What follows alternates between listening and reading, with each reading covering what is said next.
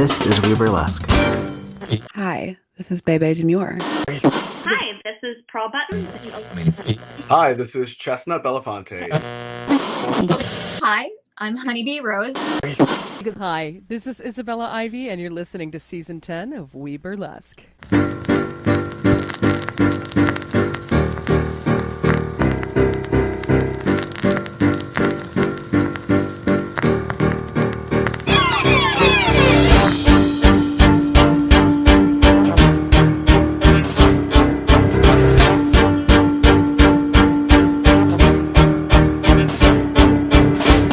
Get right into it.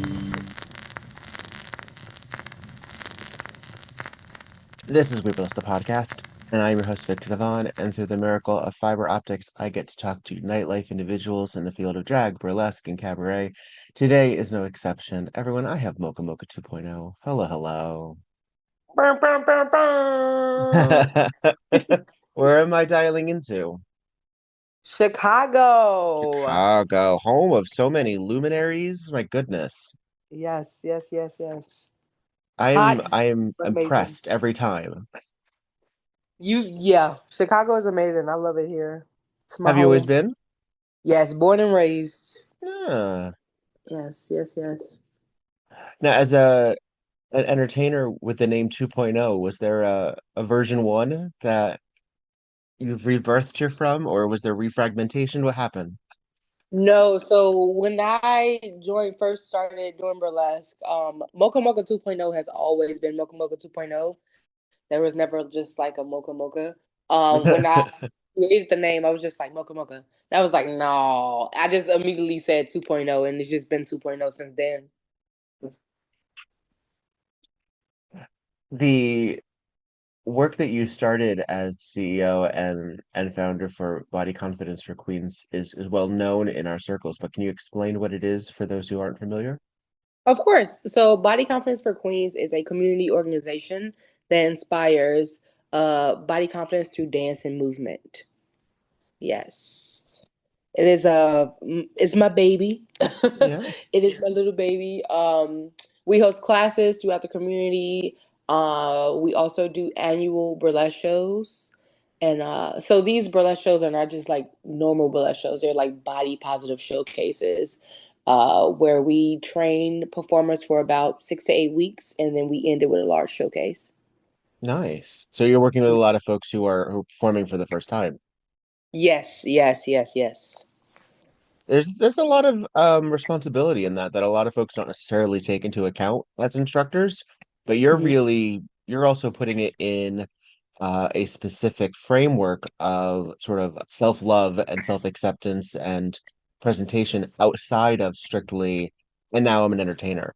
So do you Hmm. find that a lot of the folks that are involved move on to becoming long-term burlesquers? Yes, so I want to say at least 85% of people who do take our classes or do the annual body positive workshop do move on to being a continuous burlesque performer. But those who don't, they'll say it up front, like I'm joining this workshop to just learn to love myself more. And there could be a multitude of reasons as to why people want to do burlesque. Some people do it just to see if they can do it, and others do it because they want a career in that art form. What does body positivity mean for you? Because that is something of a loaded phrase sometimes. So body confidence to me is to love yourself unconditionally regardless of any physical flaws you might have. Mm. And I say that because like as humans we all feel that we have some type of flaw, whether it be your butt is small or your boobs are small or Things jiggle in places you didn't necessarily anticipate. exactly. And we would consider that a flaw, but it's like when you really look at it, a different way, sometimes what you think is a flaw in yourself, other people love, you know? Hmm. And you can find the beauty in everything. When when you find yourself using these sort of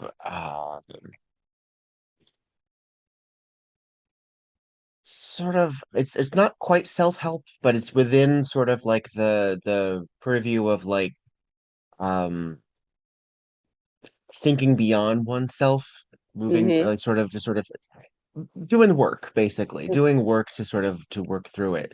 Mm-hmm. Um, just for the edification of others, this is something you still work through, right? It's an everyday Yes. thing. This is still Yes. Yes. And I tell my students that all the time. I'm like, confidence is not just like, oh, you work on it one time, you're going to be confident for the rest of your life.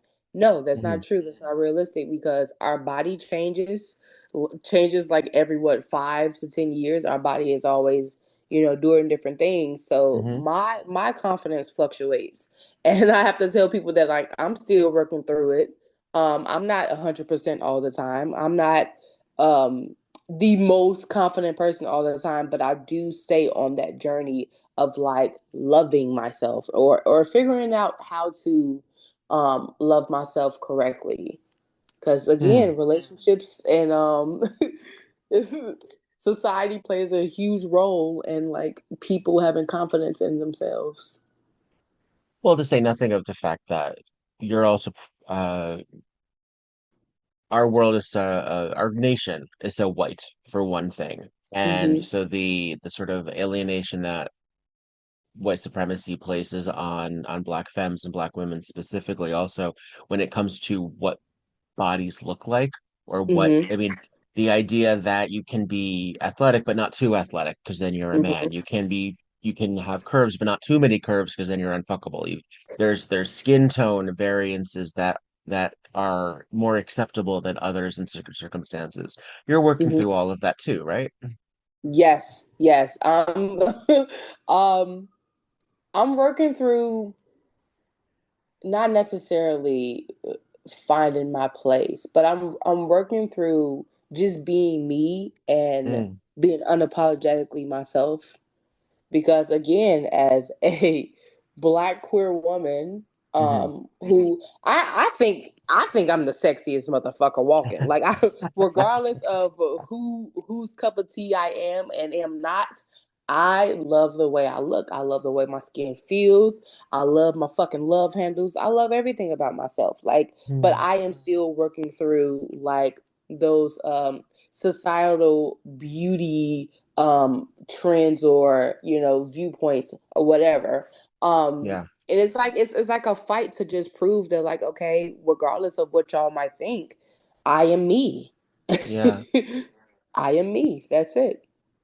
Well, that's also because a lot of the criticism is really just rooted in being mean and dismissive without Hmm. really any nuance or perspective. So much of it is sort of being relearned and reprogrammed into in like today. Like we did so much work.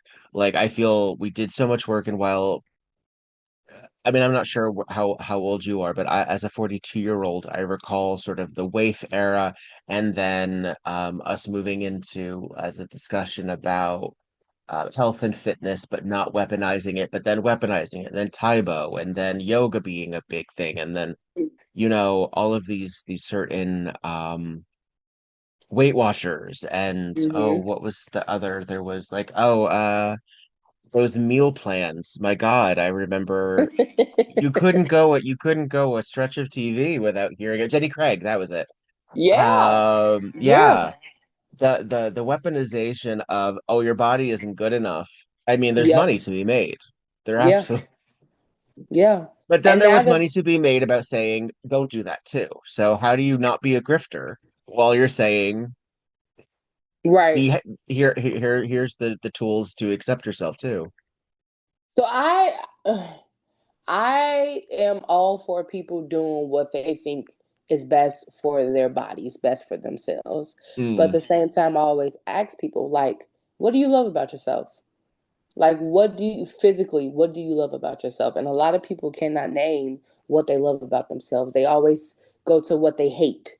It's, oh, I hate this and I hmm. hate that and I hate that. And it's like, okay, if you hate all these things, you're trying to fit these beauty standards by getting like lip fillers and BBLs and doing all these things because society is telling you that's what's beautiful. And I'm in support of people who feel that they need to do that. But Hmm. prior to doing that, what are you doing for yourself to show that you appreciate the body that you do have prior to doing these changes to fit into society? Because again, like you said, the beauty standard is going to change again within the next fucking 5 years. There's going to be Hmm. a new thing that comes out that says, oh, this is what beauty looks like. This is how Hmm. people should look. This is how people should act. This is how people should dress. It always changes within like 5 to 10 years. So it's like, oh, when those things get old that you're doing to yourself right now, are you gonna upgrade to the new thing? Hmm. And those people also never dig deep to just like find self-love, to find self-assurance, to be thoroughly happy in the body that they have. And that's what I try to instill in my classes is like, how what do you love about you? What do you appreciate about you? I tell my students to sit in front of the mirror naked and talk to themselves. Like, be your diary, you know? Hmm. Say affirmations. Tell your body what you appreciate about it, you know? Do some self-love, some self-care. Shit. Uh have have a mirror session of orgasms with yourself. Like, make love to you and then see how you feel after that, you know? Damn. Damn.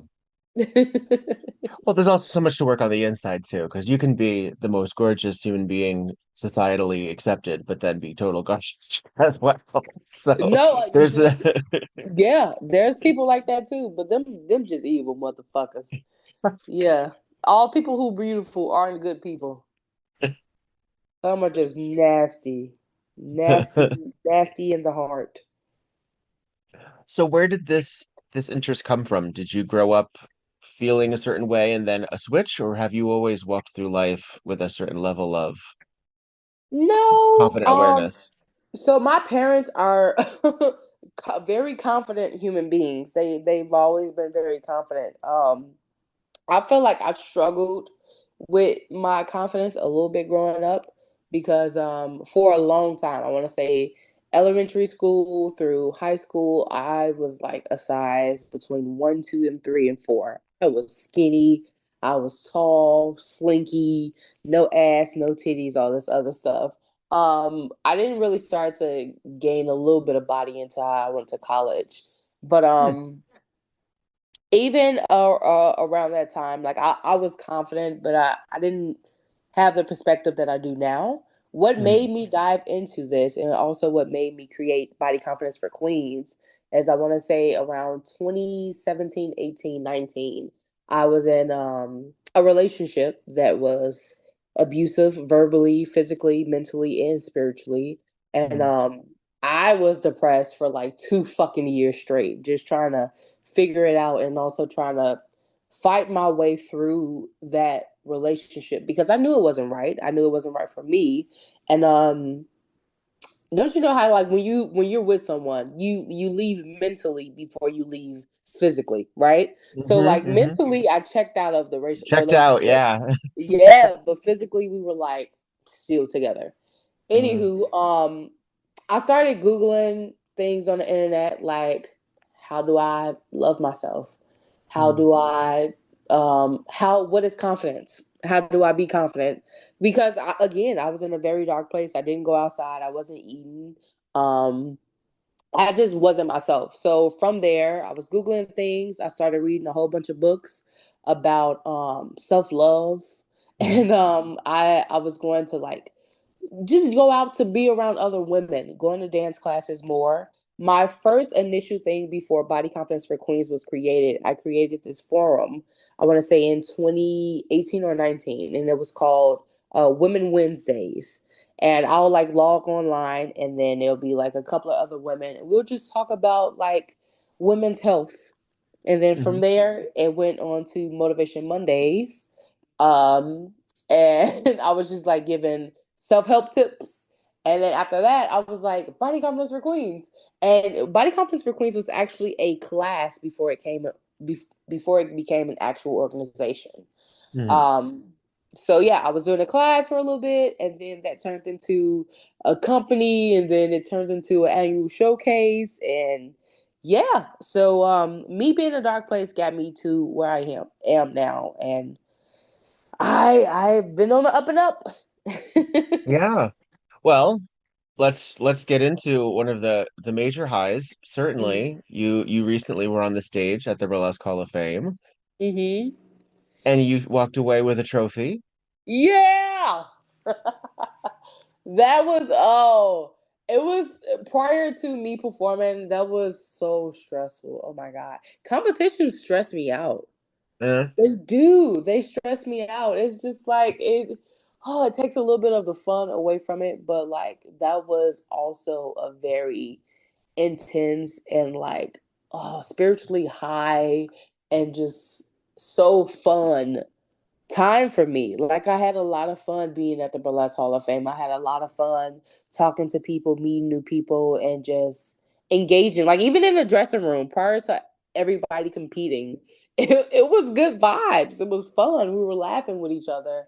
We were like, "Oh, everybody here is so amazing and so beautiful," and we were just like, "Oh, but I want to win." Like that's what I was telling them. I was like, "I love y'all, but like I want to win."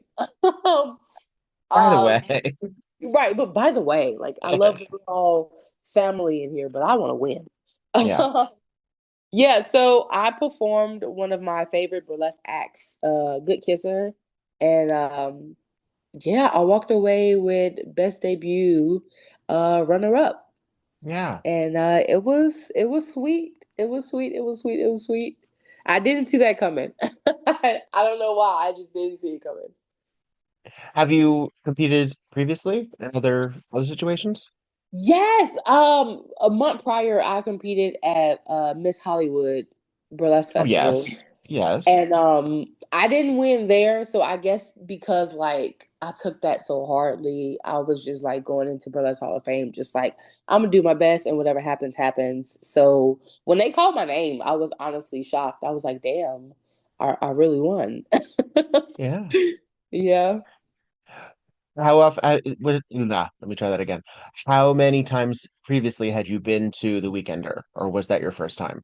That was my first time. I First time. applied a few times, but that was my Okay. first time actually being there. Yes. So it was straight up a debut. Really, really off the bat. Through and Yeah. through. Through and through. Yes. What was your experience like navigating such a hectic weekend?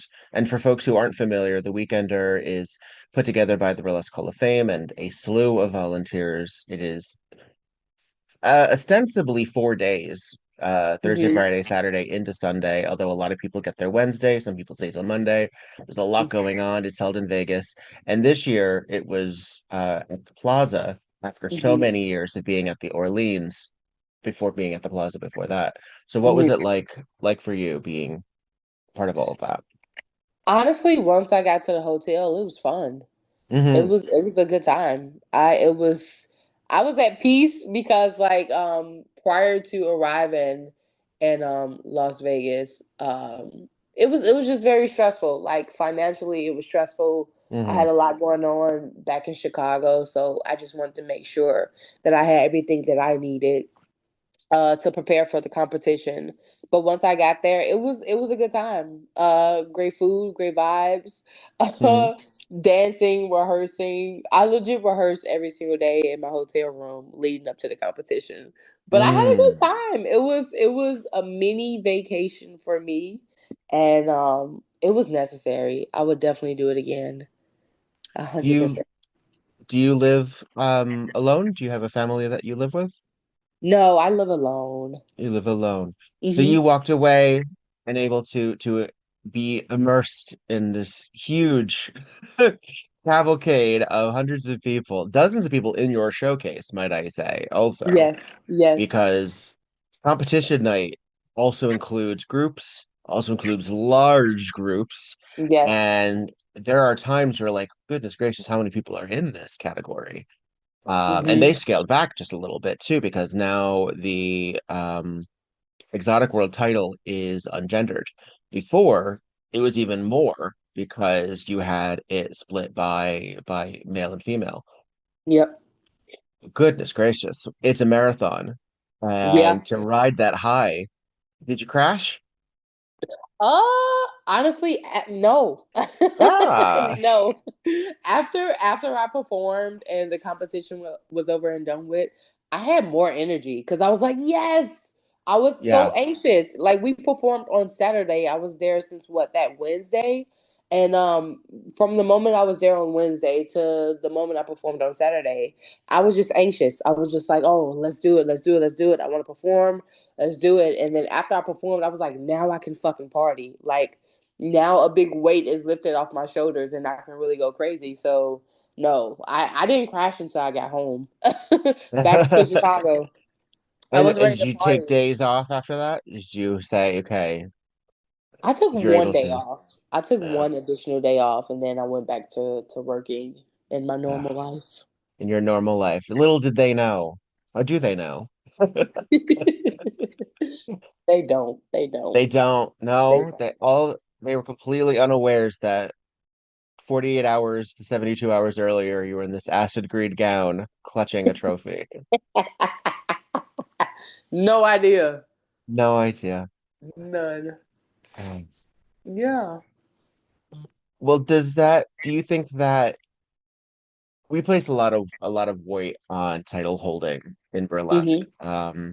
And I have a lot of theories as to why, not the least of which is that because burlesque is still I use the word insular a lot on this pod when I describe it because it isn't really informed by a lot of outside opinion. Mm-hmm. A lot of the discussion and debate happens within us, Mm-hmm. telling us what is burlesque, what isn't burlesque, what's stripping, what isn't stripping, who you should work with, who you shouldn't work with, what I would have done, what you wouldn't have done. This is Mm-hmm. what you should do. There's no real outside group of folks saying that Mm-hmm. per se. Uh, the level of like any other art form.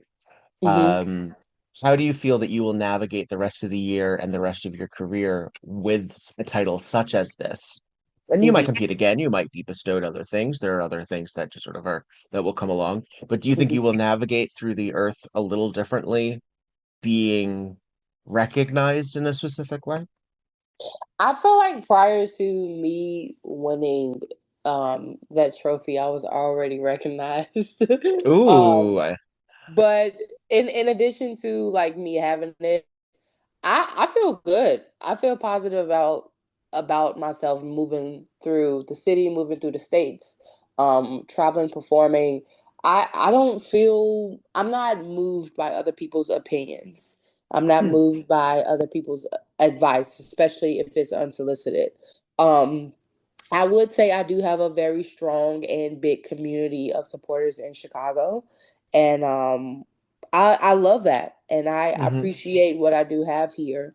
And I'm a grown adult woman who knows who and what to listen to and what to not listen to. I want to give a shout out to my burlesque mom, Shimmy LaRue, my burlesque yes, sister, Miss Nixon, my yes, burlesque grandmother, Dahlia Fatel. uh-huh, Um, all all of these beautiful people are definitely um a big motivator for me to just continue to grow and learn when it comes to burlesque. And I look to them for guidance and they have not led me astray. But other than that, I'm continuing to compete. I would definitely be back for Miss Exotic World. I don't know mm. when. I don't know when I'm gonna do it, but I'm planning, and whatever I do come with is gonna be big. It's gonna be big. Are you someone who has a lot of act developments in at the same time, or do you focus on one thing at a time and say, I'm Ooh, working on this one act? I used to do that. I used to do that, but it drove me fucking crazy. So I'm a one at a time person now. Hmm. Yes, I need to focus, and also that helps me just really hone in on like what it is I am currently working on. So yeah, one at a time. What do you start with usually? Is it beats? Is it fashion? What do you think about first? So, when I was at Burlesque Hall of Fame, I had bought some pasties. Hmm. So, I bought some pasties. I have this Catherine Delish robe that Shimmy LaRue passed down to me. So the pasties matched the robe, and I'm like, I want to build something from this. So if I have like pieces that I have not worn yet, I'll just like start there and Mhm. then go straight to a song and then build from there. But usually, typically, if I don't have the costume yet, I start song first.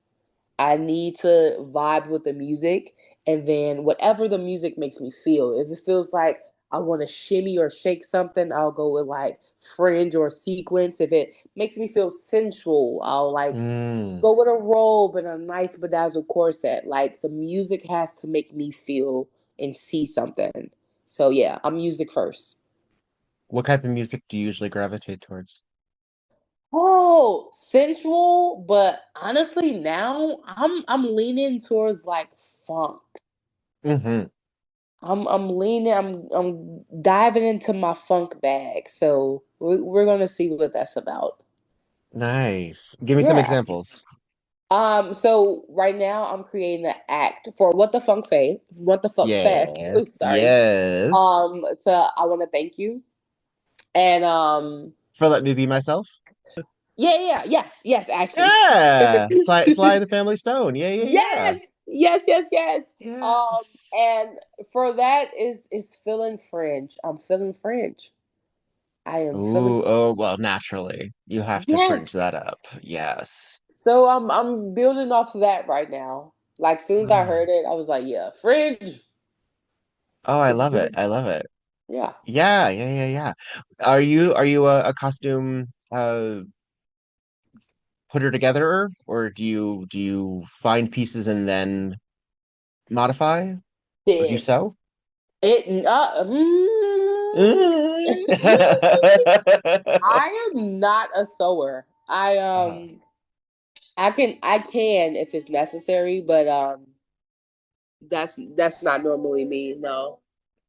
Um as far as costumes though, like it depends. If I can sit there and bedazzle some shit, I will do it if I have the time, patience, and like mental capacity to do so. But if I can't, I will definitely pay other people to bedazzle for me. I mean, everyone has different skill sets, and I know that there's certainly something to be said about something that you've created, that you've put together as sort of like I don't know, there's a connection to that piece, certainly. But if you don't know how to do it, let somebody else, please. It's okay. We have so Thank many you. skilled people. We have so many skilled people. I agree. I Let agree. let them live. Let him do it. Yeah. Yeah.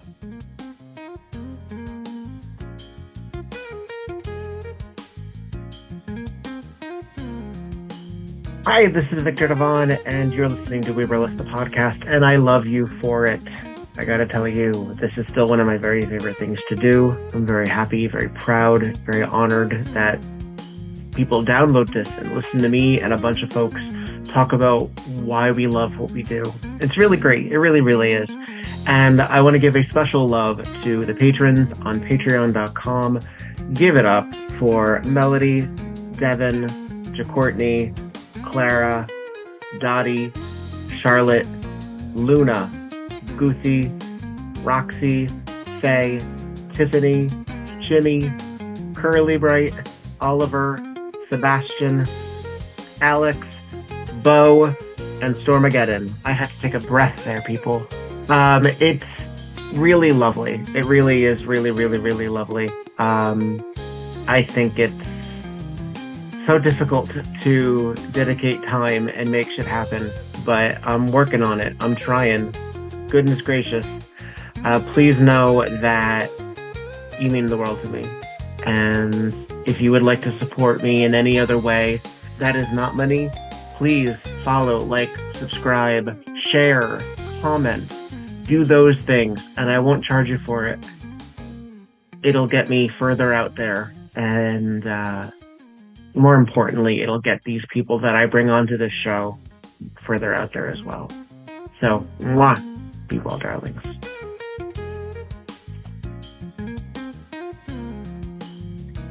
Are you are you more of a dancer, do you feel, on stage, more of an actress on stage model? Where do you feel that your strength comes from in your storyline presentation?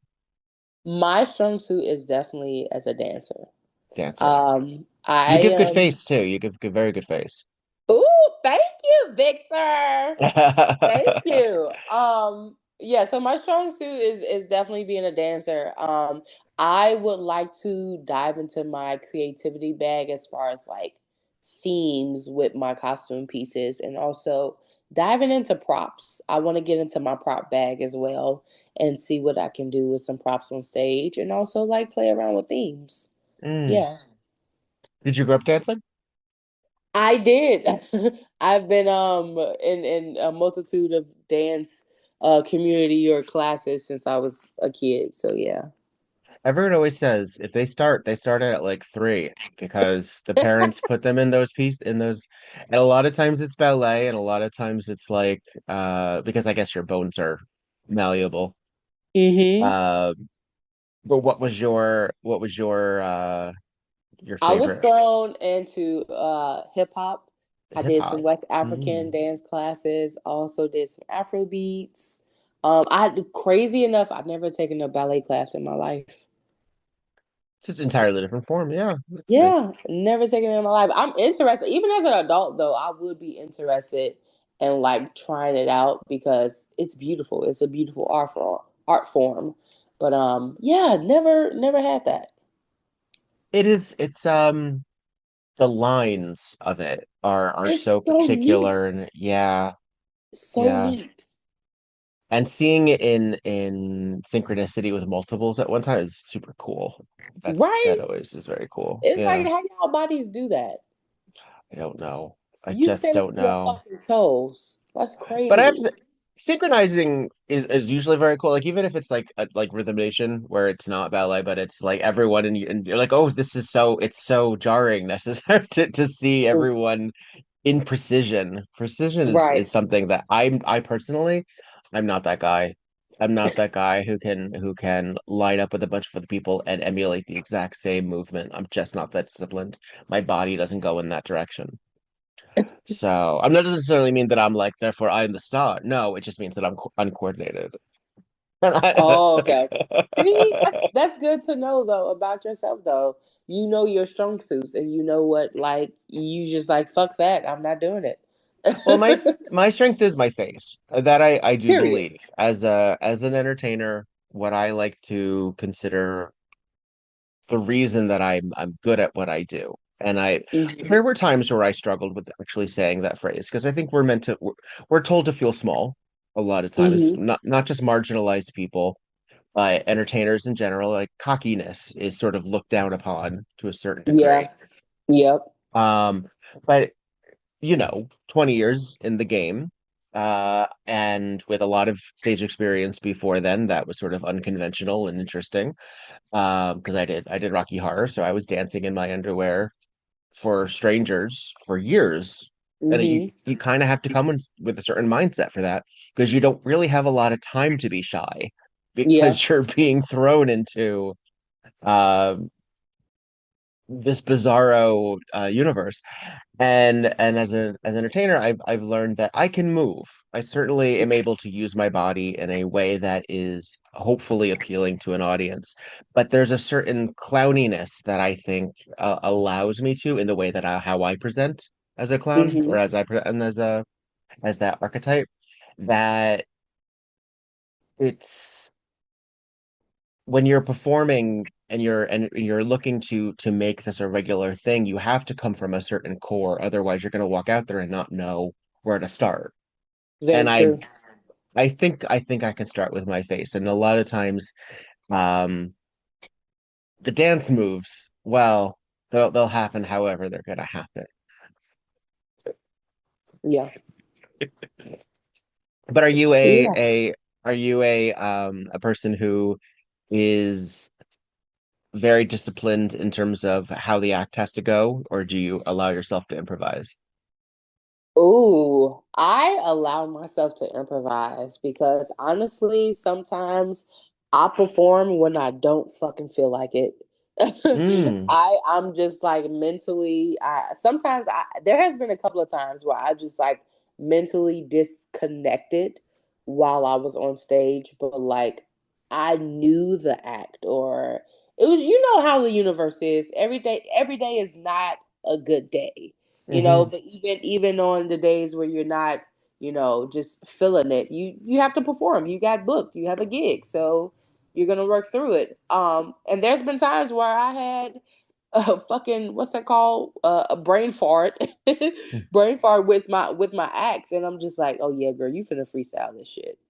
You forgot you're gonna freestyle. There's times where I had like costume malfunctions, and Oh I yeah. missed like a 8 or a 16 count of my movements. So I started to fucking freestyle to like get the corset undone. Like, I'm always open to just, feeling it on stage. Shit is not gonna go how you want it to go all the time. So you have to be able to improvise. And honestly, Hmm. I love to see performers who can be quick on their feet, because Hmm. shit happens. Shit happens on stage a lot. And what I like to say, live theater. Like, Hmm. burlesque is live theater. Shit happens sometimes, and you just need to react, and just sometimes just be in the moment. Just be in the moment. Yeah. Yeah. Well, it's sort of like knowing your lines, but not necessarily at the same time knowing how you'll say them. It, Right. Yeah, I like that. I like that. yeah, and it's sort of also allowing the audience to help inform that too. Because if you do something and the audience loses their mind, maybe you'll do it again. Like even if it wasn't, on the board to do again, because oh, let's just lean into that for a second. Um, and sometimes also musically selection, or just the state of the world, um, can really adjust how acts and the music specifically are responded to. Yeah, So, yeah. that's true. That is very true. Do you do would you say just this is you have the expression queen shit on your Instagram, which I love. Is that basically the vibe for your performance? Is that this is just how it is? Are there other storylines? Is there activism within the acts? What is your style usually? Queen shit is who I am. Hmm. That pertains to me just as a person, on and off stage. Mm. But in reference to my acts, I am starting to dive more into, like, again, storytelling. So if it's a song that I'm gravitating to, I do want my movements to make sense with the words, right? Mm. As far as like an activism type of act, I have not created that, but I would. Oh, I know I would kill that shit. That would be so dope to have. That would be so dope to have. As far as, so after I did the Burlesque Hall of Fame and won Best Debut, Duchess of Burlesque, I started thinking about what I would do to compete for Miss Exotic World, and I was just like, royalty. That's all I'm gonna say. That's all. That's the only hint I'm gonna drop is Hmm. I'm thinking royalty, like, and there's gonna be a whole theme, a whole costume, and things wrapped around, royalty. Um, but yeah, as far as like my persona and who I am on stage, I'm always gonna be confident. I'm Hmm. always gonna be. I'm not gonna say necessarily dominant, but it's going to be a powerful performance, whether it's like sensual, whether it's classical, whether it's like rock, or like whatever the theme may be, or Mm. it's going to always come out Mocha Mocha 2.0 style. Queen Uh-huh. shit. When you were developing your relationship with burlesque, did you know these people that you mentioned earlier, like Shimmy and Dahlia, first, or did you meet them along the way? How did you find yourself in burlesque? Ooh, I honestly auditioned for Burlesque. So when I came back from college, I graduated, I came back to Chicago. And so I was on a dance troupe in college for 3 years, 3 out of the Okay. 4 years. Where was this? And Illinois College in Jacksonville, Illinois. Illinois. Okay. Yes. Came back and I just started auditioning for shit in Chicago. Like I was Googling like dance troops and dance auditions. I unknowingly auditioned for a burlesque troupe. So yeah, unknowingly, unfucking knowingly, right? Walked into the audition.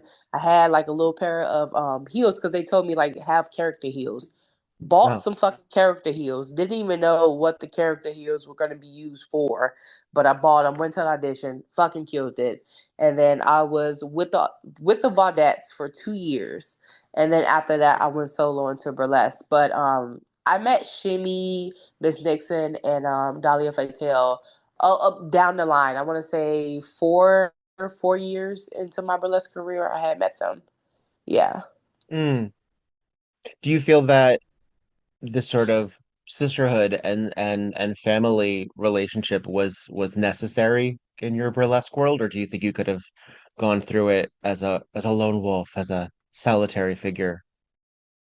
I think it was good for me to go into burlesque alone because Mm, that helped me. It did help me to figure out who I am as a burlesque performer and also hmm what I wanted to do. But I do also believe that it is necessary for you to have some type of community when it comes to burlesque. Um, I would not want to do this by myself. I think hmm that people who are joining burlesque should definitely come into it with the open mind and know why they are into this art form. Like if you're here for the money, baby, you're not burlesque is not a rich art form. I don't know no Right. one who's getting rich off this shit. So if you are joining this for the money, you are in the wrong place. Um but I do think people that should come into it uh singularly, like with an open mind. It's as something that they want to do, but after you join it, definitely find your community, definitely find your tribe. Learn from some other people who has been there. Ask questions. Like it was necessary for me to to find a burlesque mom. Like once I met Shimmy, I was just like gravitating towards her. Like I had called her a couple of times, I emailed her, and I was just like, "Can you be my burlesque mom?" And she was just like, I." She wasn't even. I don't even think she thought about like even having kids, like hmm burlesque kids. And I was just like, I was on her about it. I was, um, what's the word when you persistent? I was very persistent. Ah, yeah. And she was just like, you know what? I like you. And I was like, thank you. But yeah, some from years from now, if someone was to ask me to be their burlesque mom, I'd be open to it. I would need to see what they have first, what they hmm have created. Like, don't just come to me because you started doing a burlesque class 1 week ago. No, hmm I need you to done did some shit of your own first, and then let's talk. It is funny. We do very loosely, and I say we, as an industry community scene whole bit, um, use parenthood and burlesque. I'm the burlesque mom. I'm their burlesque dad. Like, are you though? Like, are you actually like taking responsibility for this the nurturing Yeah. of this person, or are you merely keeping yourself in proximity in case that person blows up? Because that's sometimes how it looks. No, yeah, no. And Uh, you talking some real shit. Honestly, that's 100% true. That's and true. a lot of it I know is, I mean, finding one's tribe. I mean, that or a commune, or finding like a community that is interactive with itself. Yes, of course, they're going to be community leaders, but a Mhm. lot of that is also almost like a Socratic Greek chorus where everyone's all together and just sort of like sharing with each other and discussing, like a symposium almost, like Mhm. getting together and sharing ideas. And I feel a lot of times people who say that, oh, I'm a parent or an instructor or a leader in some capacity, that's an entirely different skill set. It's an entirely different skill set, and it's a lot of It is. energy that you're putting into yourself that you really need to take responsibility for. Mhm. And as someone who also then does something like body confidence for queens, where you are assisting people Mm-hmm. going through things and learning about themselves, even things that they can't even tell you in advance that they're going to be going through. I think Yeah. that it would require a great sense of self to, not just sacrifice, but just like awareness, because Yeah. you easily burn yourself out. Yeah. That's why I don't do this shit 24/7. You don't I had to tell people, and I talk to community about this shit too. I am not teaching classes all year round Mm. because no, I don't do it. I do not do it. I take breaks from teaching classes. And when I do these workshops, I do like a 6 to 8 week workshop, and then I won't do it for the rest of the year.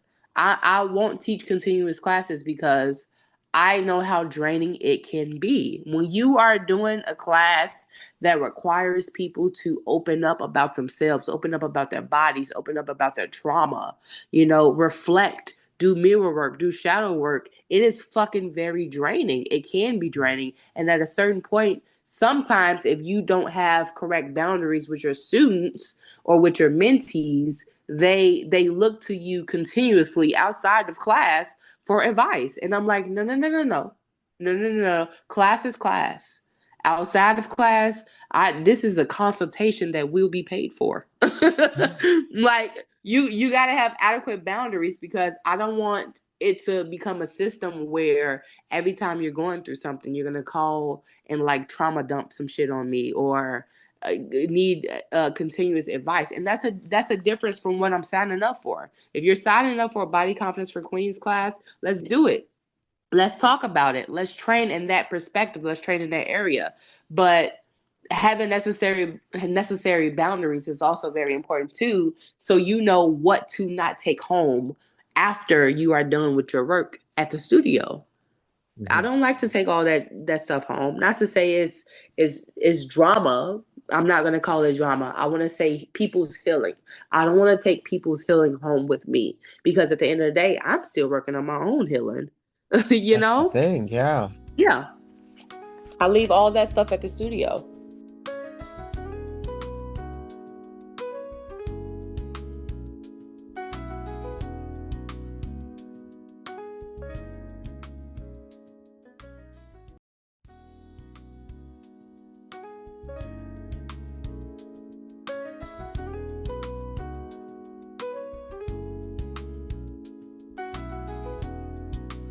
Hey, this is Victor Devon, and I like socks. I've always been very open about my appreciation for the fabric that goes on my feet, and I want you to enjoy them too. Please go to footclothes.com, look at the variety of fabulous novelty socks that do not suck, and indulge. You can get 10% off now with the name Victor Devon as a promo code. That's VIKTORDEVONNE. Put it all together, no spaces, and enjoy.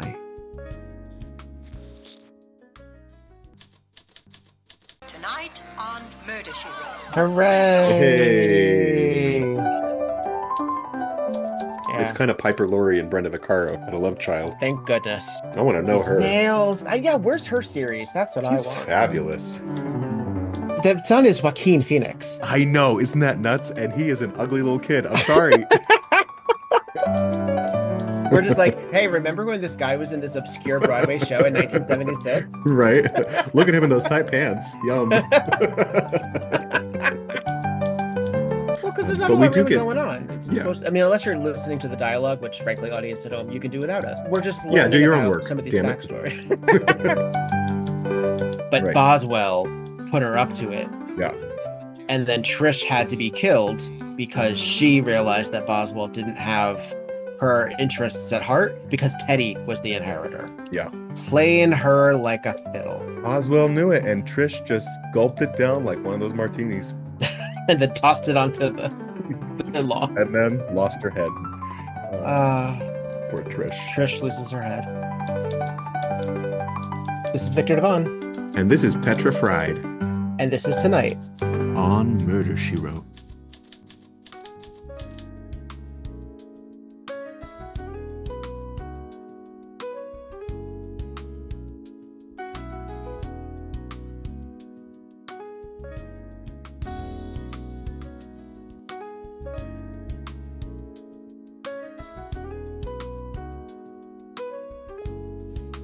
Yeah.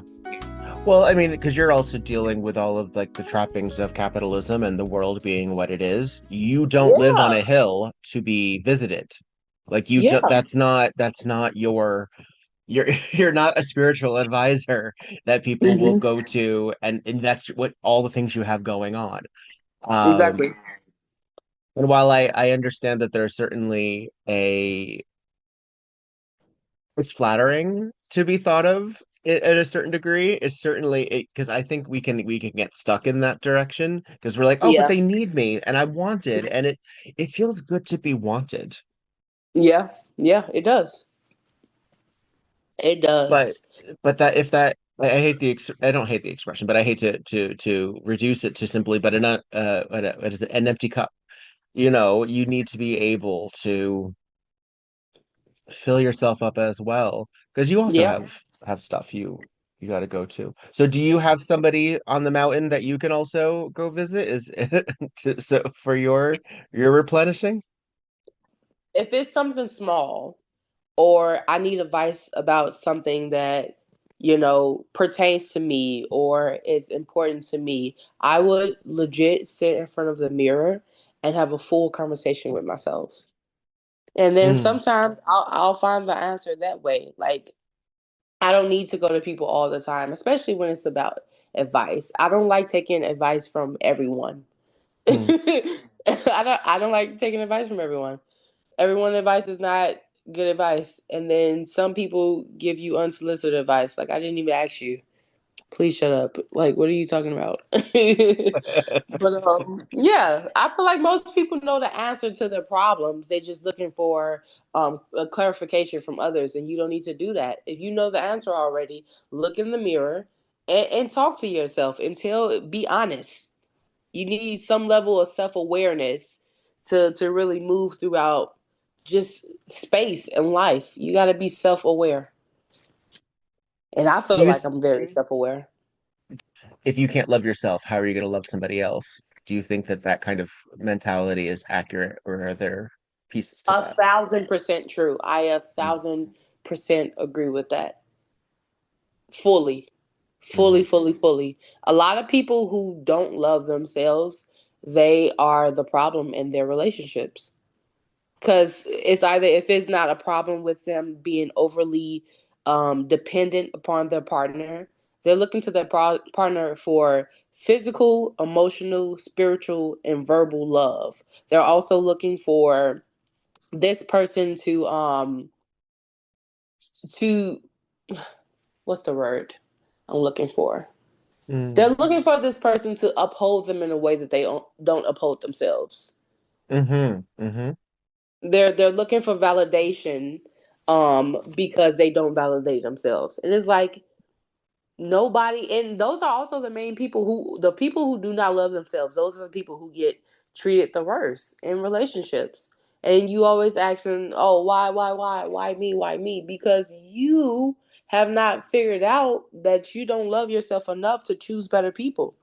You have not figured out that you don't love yourself enough to love yourself first. Like, once you love yourself, you are going to set the example for other people to follow. Like, I made a whole Motivation Mondays post about this. Like, I'm going to meet people where they at.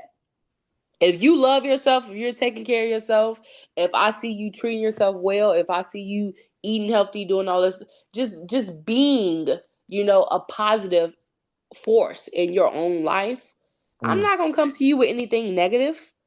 I'm not gonna come and try to lowball you because I see how high, how much you value yourself already. Mm. If you value yourself, if you really love yourself, you're not gonna attract people who are gonna treat you like shit.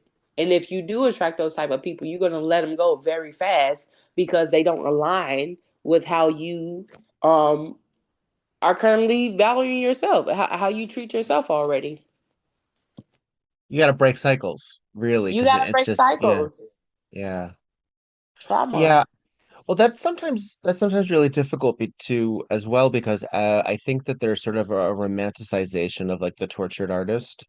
of sort of Ooh. like of if I'm not going through trauma, if I don't have this stuff, then I can't put out into the world art. Yeah. If I don't have bad things happening, if I'm not, and this is true for like everyone from like the Sex Pistols to like Richard Pryor. This is not related to just one medium or Yeah. one type. Yeah. Um, but it's also I think related to a lot of also like the concept of like the starving artist and the if you're making money off of things or if you're engaging even in reluctant capitalism or commodifying what you're capable of, then you're not coming from a sincere or new or authentic place, and Hmm. therefore you're not a real artist either. So Hmm. I think there's this huge expectation and it's societal and it's all of these things where that you have to suffer Yeah. We somehow. got to get out of that. I don't know why that's a thing, but that's 100%. We have to get out of that. I feel like a lot of people feel that way. Honestly, I felt that way for a while. I'm like, okay, if I'm suffering a little bit, this is what it takes for me to get to the next level. But it's like, Hmm. no, you can cut out the suffering and you can just go straight to having everything you want and or need. You don't have Hmm. to suffer to get there. And I don't know Yeah, who created that thought process, but I do feel like a lot of people are still there where they're like, okay, I think that's a trauma response. I don't know. I feel like that also has been passed down generationally where people feel like because I saw these people suffer and they figured it out. No, you don't have to go that route. right, right, right, because just as many as there are people who either somehow burned themselves out by 27 Yeah. or lived all of their lives in just scraping by. I think again, it is sort of like a and see what they were able to get through. Yeah. And a great example is someone like Billie Holiday, where it's just abuse after abuse after abuse, and they're like, but look at what she brought to the world. Look at Yeah. what, like, yeah, but at what cost? Yeah. And we could have had her for another couple, maybe 20 extra years had she had she not had to do all of that. Yeah. Let's compare it to someone like Ella Fitzgerald, who certainly had, struggles and difficulties, but managed to work into her 80s. Like, let's Hmm. maybe we could have done that. Yeah. Um, but I saw that even like when Trump was elected the first time or when we had COVID, and then they were like, well, think of all the great art that we'll get out of this. And I'm like, I don't want to think about the great art that we're going to get out of this. Can't we just make great art that's not in retaliate? Like, think about all the stuff that we'd be doing if we didn't have to focus on that bullshit instead. That's true. Yeah. Then we could make happy art, not just mad art, and just not just like Yeah. joy. Like, let's work on some joy, just a little. I like that you said that. I like It's just it makes me cranky. It really does. that. Sorry to talk so strongly, but it makes me cranky. Let's work Um, on some joy. Let's ah, create some joy. I like well, that. because so much of we'll get in what's the cycle again. We're talking about cycles. Is that if we do then focus on joy, then that's considered um silly or not serious or not or tone deaf in relation to Mm-hmm. what is going on in the world. If the Hmm. world is on fire, how dare we put on a show? If like, Yeah. well, then Fuck. how do we? Then what do we do? Then what do we do? How do we set the? How do we put the fire out? Then like, what do we do? And that's my problem right there. Like, I feel like a lot of people, I don't know. I don't know if people look at me that way, but I did have somebody tell me in the past that they felt like I was too positive of a person. Like whenever shit happens that I know is out of my control, I'm looking for a positive outlet. I'm looking at the bigger picture. What positive can come from this negative? That's how I'm looking at it. And Mhm. I'm gonna always look at things like that. I don't give a whatever is going on in the world. You think I'm gonna go to the internet and bitch about what I cannot change? I'm not gonna do that. I'm gonna be like, okay, this is going on. How can we secure our mental health? How can we still come out better on top through this fucked up ass, program that we're put in? Mm-hmm. I'm not gonna focus on that. And if that's me being overly fucking positive, I don't care. I'll stick with it.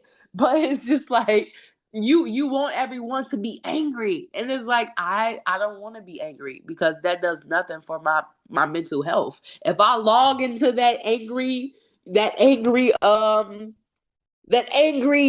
bowl, if I lock into that angry pit, I'm gonna fucking stay there, and I don't want to be Yeah. there. I want to get out. I want to be happy. I want to smile. I want to laugh. I want to have happy tears. Mm-hmm. And I feel like a lot of people get lost in just being uh feeling hopeless or down because all they do talk about is the negative things that's happening in the world. I don't want to be around someone who just talks about all the bad. Tell me about the good. Mm-hmm. Tell me when the last time you really fucking laughed. Like when was the last time you laughed until your stomach started to fucking Mm-hmm. hurt? Like tell me about the good. I don't want Mm-hmm. to hear about how somebody pissed you off yesterday and the day before that it was another angry thing. Like you're the problem. You're the Ooh, fucking problem. That's it. yeah. Yeah. And there is certainly an awareness that is Mhm. lacking in some of us about Yeah. that. Like we can't see the forest, we can't even see the trees. Like sometimes it is I don't want to think it's too late. I don't want to think it's too late. But if it's not working, I think you have to then look and see, okay, but am I actually not getting hands outstretched for me, or are these hands just wearing gloves I'm not recognizing? Like, because sometimes the solution is I'm here to help you, but I'm not going to help you perpetuate this. I'm going to help you change the situation. But if your response is, no, but I want to keep doing what I'm doing, but be happy. Right. But I'm not seeing anybody, I'm not seeing no one's reaching out to me. Like, well, then maybe you're not seeing what the reach out is because that Yeah. reach out might be okay, let's get you out of this, not let's Yeah. how to make this better, Right. Yeah. because Yeah. maybe it's not going to get better. Yeah. And that's hard for people, particularly when they're dealing with depression or dealing with any number of neurodivergence that either is treated or untreated. Hmm. um we're all on different pills that all have different side effects. We're all on Hmm. different situations, and then we do stuff that might affect how those pills are working. Yeah. So there's always something, but I it is difficult to walk away. Yeah. It's Very true. sometimes you gotta walk away. Very true. Damn. Well, if we all have our own piece, like that's the thing too, is that if you know what, then and you're not necessarily kicking somebody out. You're saying no, but you're staying where you are. You can come with me, Hmm. but you're staying right there, and I can't be right there anymore. Like, so I'm walking in this direction. If you happen to follow me in this direction, we can see where we go. But Exactly. Yeah. yeah, it's rough. It's rough. Especially I think when we're looking at like this larger picture of the world, and even like Chicago burlesque, or the Chicago art scene, which is so much. And I've learned over time has fractures, and people who don't fuck with these people and people who do fuck with these people, and that they used to work with these individuals and now they don't work, and you have certain social expectations to sort of I guess sort of play nice Hmm. when that won't help anybody either. So Yeah. yeah, it's rough. It's rough. Um, as someone who has been able to travel a little bit, I know that we both were part of the Kiss My Grits Festival in Atlanta, Hmm. which is where I think I met you. If I didn't meet you in Ohio, I Hmm. think Have you been to the Ohio Burlesque Festival? No, I didn't go to Ohio. Okay. No. Then I met you in Atlanta. Hmm. As someone who is getting flowers and working through and getting all this recognition, um, where are some of your favorite places that you or some of your favorite highlights in your career that you can say, you know what, this was a great joy. This is going in my greatest hits collection. Ooh. Um, Kiss My Grits was definitely a great time. I had an amazing time out there. What else? Ooh, what other festival? It doesn't have to be festivals particularly, but anywhere that you may have just some accomplishments of yours that you're like, even if they were didn't come with a sash, they were like, Oh, accomplishments. Definitely the moment when I created Body Confidence for Queens. mm, Yeah, big accomplishment. We performed at Steppenwolf Theater Company in Chicago, and hmm. it was a very big burlesque showcase. Major accomplishment. What else? I did a Burlesque Hall of Fame fundraiser in Chicago right before I went off to Beehive, and that fundraiser was amazing. Like aside from me reaching my goal, the people, the community, it was great. I had a great Nice. time. Was this Yeah. a Legends challenge or was what was the concept of the fundraiser to sort of to No, donate to the I was raising funds for travel, hotel, aha. Oh, to send myself. a personal fundraising, yes. Yes, yes, yes, yes. It was a personal fundraiser. Yeah, yeah, yeah. Just to get me to be. It was my Beehoff send off fundraiser. Yes. Yeah. It's hard. Yeah. Do you find you're a person who finds difficulty in asking for help? Fuck no. No. No. No. No. No. No. I feel like it's fairly easy for me to say something. I don't do it often, but if I really need something, yeah, I'll say Hmm. something. Do you think that it feels I don't know how reciprocal that if that you are someone that if you find love that you will return love in some capacity, you'll add it in your cache of okay, I got you. Like if I don't know how to phrase it particularly, but that there is a culture of reciprocity in particularly your circle Oh, a thousand of percent. everyone's got each other. Yes. Yes, yes, Yeah. yes. Yeah. And that goes for too when I see some of my burlesque peers asking for donations online. Like if I support them or I love what they do, I'll definitely send money. There's a questions every once in a while because I know that, and maybe this is just people being assholes, which you know Mm. is possible, but there is sort of a difference of opinion about that, about folks asking for money specifically Mhm.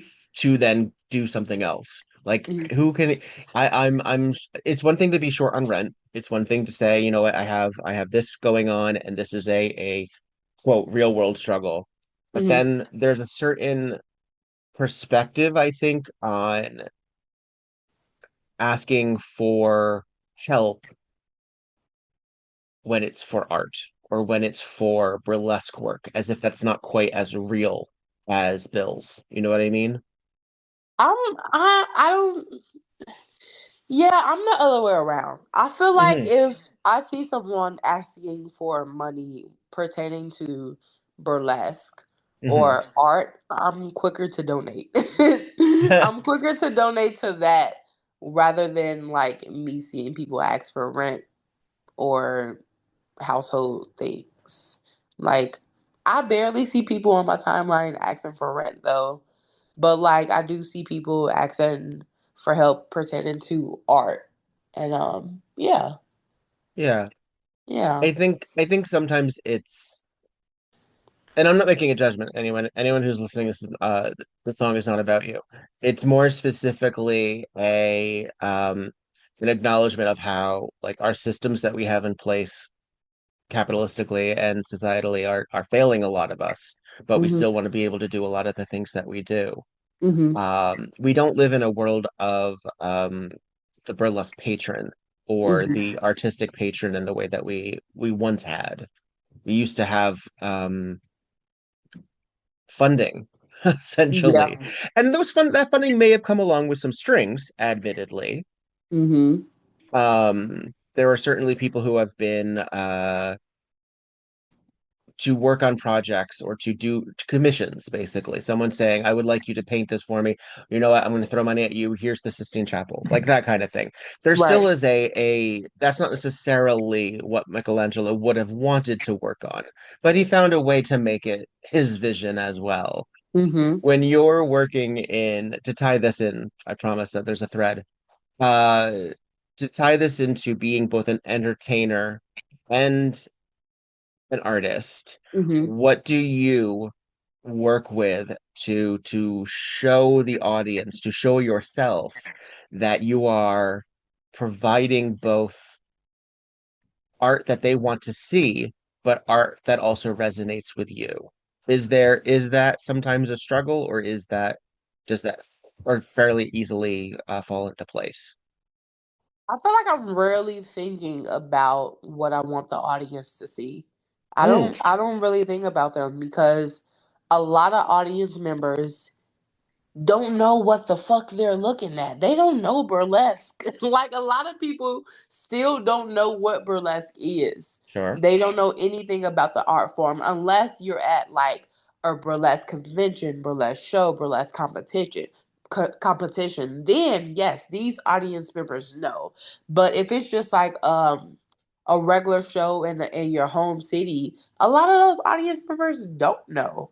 So what I think about my mindset is I always talk to myself before I go into stage. I'm like, um, you show them what the fuck, like, give them what the fuck they came here for, which is a Mm. good show. I'm not really thinking about them per se, but I would ask producers like, hey, what's the theme of this show? Like, I want to know what I'm walking into so that I can be prepared for the show itself. But Mhm. the audience, they're gonna take whatever I throw at them, and And they're they're gonna gonna love like it, it. and they're gonna love it, and they're gonna give me their money. Um, it has been a delight getting to know you just barely, as the last hour has provided me. Um, is there exciting things on the horizon that you know about, or are things still a little further No, away than you know? no, I don't know of anything yet. Okay. But I know within the next couple of months, my calendar is going to be stocked with things and shows and events. But no, I had a great time speaking with you, and Yeah. to everyone that's listening, it's your girl Mocha Mocha 2.0, chatting Yeah. it out on WeBurlesque season 10. Ooh, tell the folks where they can keep in touch with all your goings on. Oh, follow me on Instagram at Mocha Mocha 2.0. Please be sure to also follow Body Confidence for Queens on Hmm. Instagram at Body Confidence for Queens. If you are on Facebook, you can follow me on Facebook at Mocha Mocha. Yeah, and that's it. Nice. Is there is class in session for body confidence, or is that done for the time being? No, not right now because I have some classes coming up that I'm teaching at Newport Theater, but I'm Ooh, gonna wow. be Nice. posting. Yeah, I'm gonna be posting about body confidence for queens on Monday on our sixth birthday, which is Monday, July 6th. So I'll be dropping some info on new coming classes then. Mm, nice. Yeah. And if someone doesn't know if they fit into that, what is your definition of queen? A queen is a bad motherfucker who is confident in who they are, confident in what they do, and you don't have to be 100% confident, but you should be damn sure self-assured to some capacity, Mm, right? You're not going for anything, and you're not standing for nothing. I'll say that. Come in at least like 70%. 70%. I honestly 60 is cute. All right. All 60 is right. even we can work with whatever you got. But I need you to just come in there knowing that you are beautiful and you are a queen. You are a queen. That's it. Know that you are a queen. Wear your crown. Wear your crown.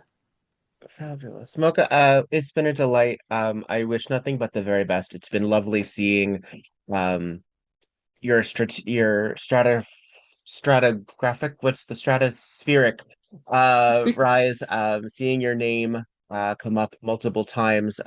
We share a dear friend, Madam E, who speaks very highly of you.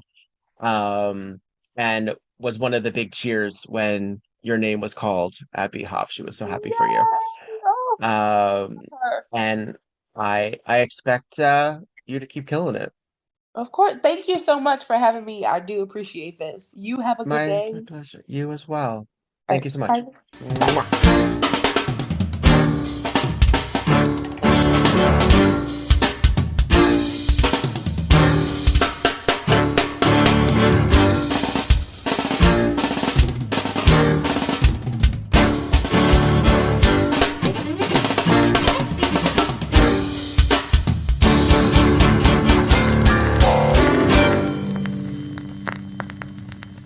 WEBurlesque the podcast, created, developed, and edited by Viktor Devon.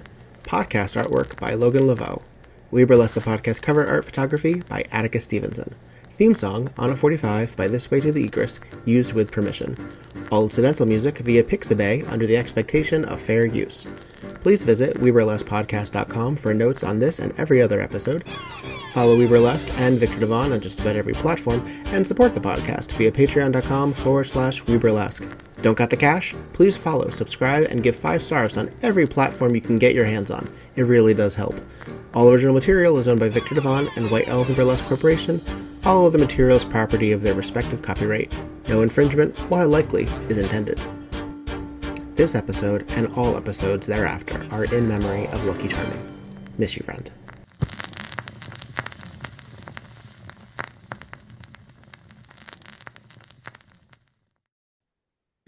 And that's it. Woohoo!